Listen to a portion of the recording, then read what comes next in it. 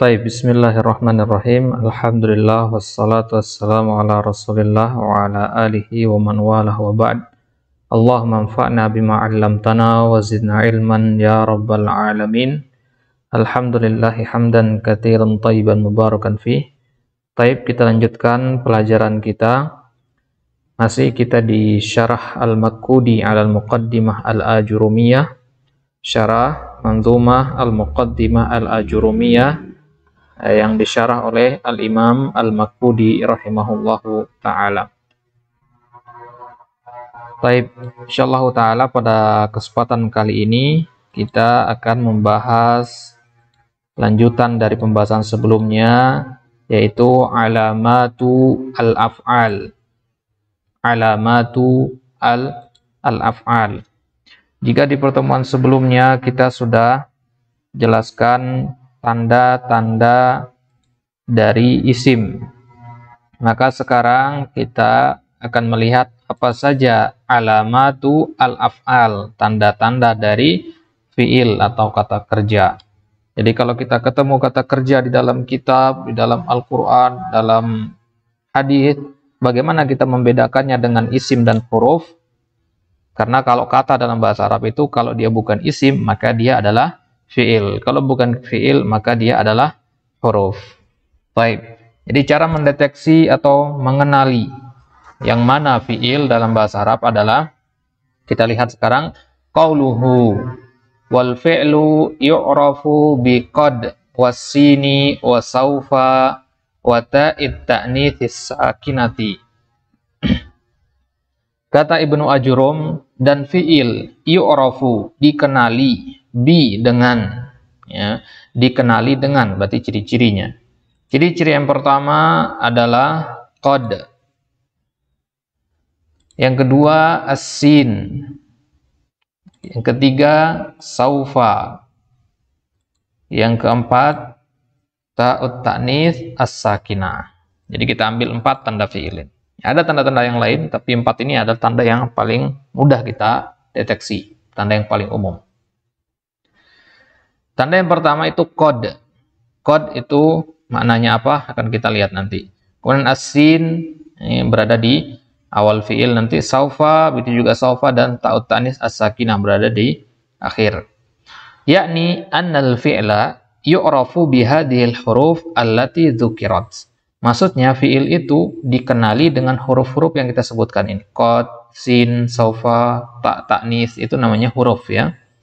Jadi ada 4 huruf yang jika ada di dalam tulisan, di dalam kitab nanti, berarti kata tersebut adalah fi'il. Kalau ada nanti kata qad, kemudian setelahnya ada suatu kata lain, maka kata tersebut adalah fi'il. Kita mulai dari tanda yang pertama, yaitu qad. Wa tadkhulu 'alal madhi wal mudhari. Qad itu bisa masuk ke fi'il madhi dan fi'il mudhari. Maksudnya qad setelahnya ada fi'il mudhari. Wa tadullu ma'al madhi 'alat tahqiq. Kalau dia masuk ke dalam fi'il madhi, makna dari qad itu tahqiq, artinya apa itu tahqiq? Penetapan. Ya, tahqiq artinya penetapan. Wa ma'al mudhari 'alat taqlil. Ya, kalau dia masuk ke fi'il mudhari, dia memiliki makna taklil. Apa itu taklil? Dari kata qalil, sedikit. Ya, menunjukkan atas jarangnya. Contohnya, qad qoma zaidun. Qad setelahnya ada koma. Koma adalah fi'il madhi. Maka qad di sini artinya penetapan. Kita artikan kalau penetapan itu bahasa Indonesia sungguh. Ya, jadi qad qoma zaidun artinya sungguh Zaid telah berdiri. Tapi kalau setelahnya ada fi'il mudhari, qad yaqumu amrun. Contohnya di sini qad yaqumu, maka qad di sini berubah artinya. Artinya kadang. Ya, kadang-kadang atau jarang. Ya, qad yaqumu amrun. Ya, terkadang Amr itu berdiri. Ya, berarti terkadang itu kan taklil, jarang artinya. Kalau kadang-kadang berarti jarang, nggak sering begitu. Gitu ya. Jadi kesimpulannya apa? Qad kalau ketemu fi'il madhi artinya sungguh. Qad kalau ketemu fi'il mudhari artinya kadang-kadang. Ya. Jadi kalau nanti di Al-Quran kita temukan misalkan qad aflahal mu'minun, qad aflaha, aflaha fi'il madi, berarti qad di sini artinya sungguh beruntung orang-orang yang beriman. Jangan diartikan kadang-kadang beruntung orang beriman, kan artinya jauh sekali nanti. Ya, qad aflahal mu'minun. Ya, taib. Begitu juga di panggilan azan, qad qamat, panggilan iqamah ya, qad qamatis shalah, qad qamat. Qamat itu artinya fi'il madi ya, ditunaikan. Qad berarti artinya sungguh di situ, karena qamat itu fi'il madi, berarti sungguh telah didirikan as-shalah, salat. Ya. Taib. Faqama wa yaqumu fi'lani. Maka kata qama dalam kalimat pertama tadi ya, dan kata yaqumu di kalimat yang kedua, kedua-duanya adalah fi'lan, fi'il. Kedua-duanya adalah fi'il. Apa tandanya? Lidukhuli qad alaihima, karena dia didahului oleh qad. Ada qad sebelumnya. Taib. Itu tanda yang pertama, tanda fi'il yang pertama. Berarti setelah qad itu nggak mungkin ada isim nanti ya. Qad kitabun misalkan, qad qalamun, nggak mungkin. Jadi qad pasti setelahnya itu adalah fi'il. Taib. Tanda yang kedua as-sin, huruf sin maksudnya. La tadkhulu illa 'alal fi'lil mudhari. Sin ini walaupun dia merupakan ciri fi'il, tapi dia hanya masuk kepada fi'il mudhari saja. Berarti sin itu nggak masuk ke fi'il madi. Karena apa? Karena sin itu kalau diterjemahkan ke bahasa Indonesia artinya akan. Kalau fi'il madi artinya apa? Telah kan. Dan nggak nyambung jadinya. Telah akan. Telah dan akan itu kan bertentangan maknanya. Telah ya udah selesai, akan ya belum, gitu kan. Jadi sin itu hanya masuk kepada fi'il mudhari. Karena fi'il mudhari lah yang menunjukkan perbuatan akan datang. Contohnya alima an sayakunu minkum mardo.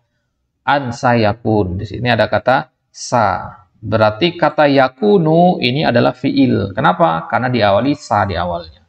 Ya.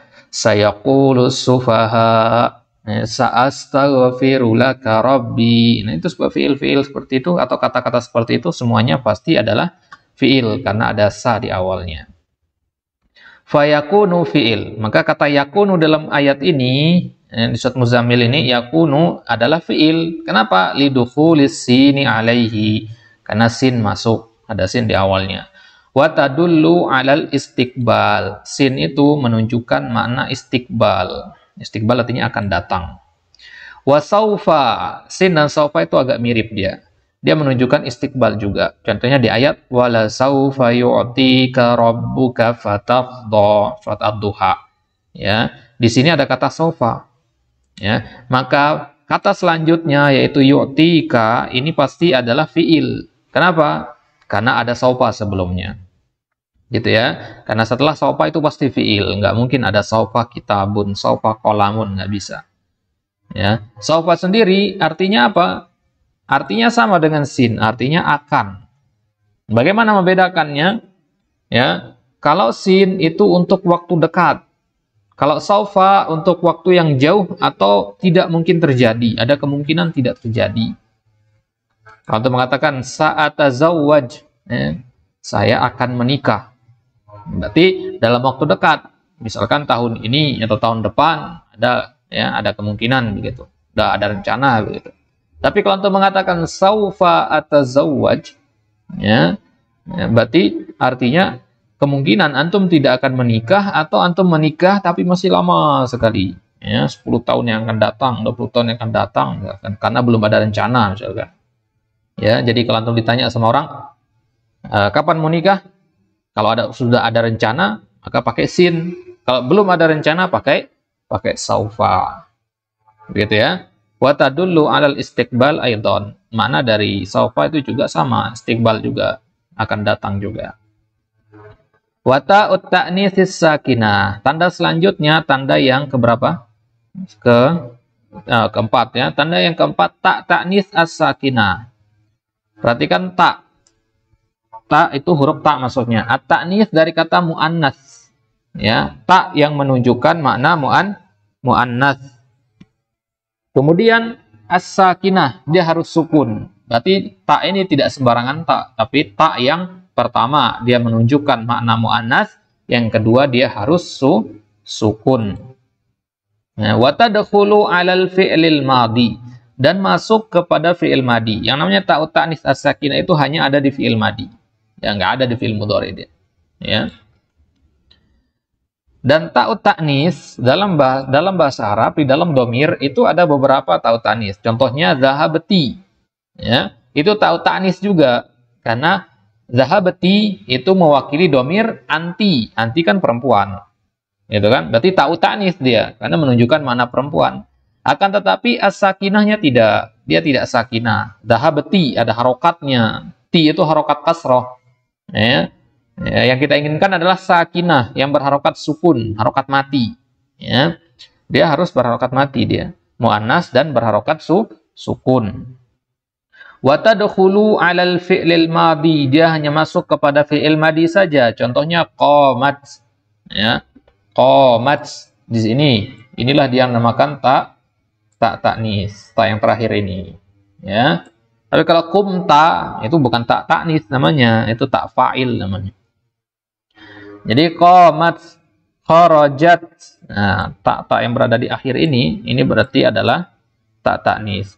Maka kata qoma, ya, qoma dan kata kharaja dalam contoh ini adalah fi'il. Qoma dan kharaja ini adalah fi'il. Kenapa? Karena ada ta'nis di ujungnya. Ya. Lidukhuli ta'it ta'nisi 'alaihima wa tadullu 'ala ta'nisi fa'ili dzalikal fi'li. Ya, fungsi dari ta'nis sesuai dengan namanya ta'nis ya. Itu menunjukkan atas mu'annas pelakunya, pelaku dari perbuatan tersebut. Fa'il artinya pelaku. Pelaku dari perbuatan qoma dan kharaja, yang melakukan adalah perempuan karena menggunakan ta'ut ta'nis. Baik. Wa mimma yahsunu dzikruhu hahuna, ada catatan kaki di sini. Penulis mengatakan bahwasanya yang bagus untuk kita tambahkan di sini bahwasanya kalau tanda fi'il amr di madi sudah ya. Madi ini ta'ut ta'nis, kemudian mudhari itu sin sama saufa. Kalau qad itu madi dan mudhari. Ya. Ana ulang, qad itu bisa masuk ke madi dan mudhari. Ya, qad itu masuk ke madi dan mudhari. Kemudian sin itu hanya masuk ke mudhari saja. Kemudian saufa itu juga hanya masuk ke mudhari saja. Jadi sin sama saufa sama ya, hanya masuk ke mudhari juga.